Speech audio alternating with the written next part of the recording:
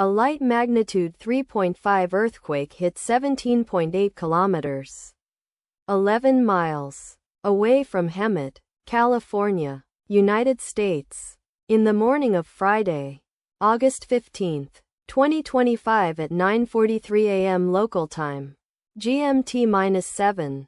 The quake had a very shallow depth of 16.3 kilometers, 10 miles, and was felt by many near the epicenter. The shallow depth of the quake caused it to be felt more strongly near the epicenter than a deeper quake of similar magnitude would. First to report, USGS after 2 minutes.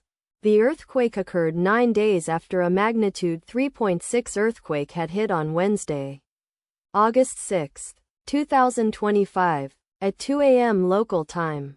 America, Los Angeles GMT-7.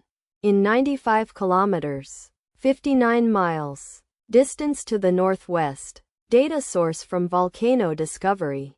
Did you feel it? Let us pray. May the earthquake that occurred not affect our brothers and sisters there.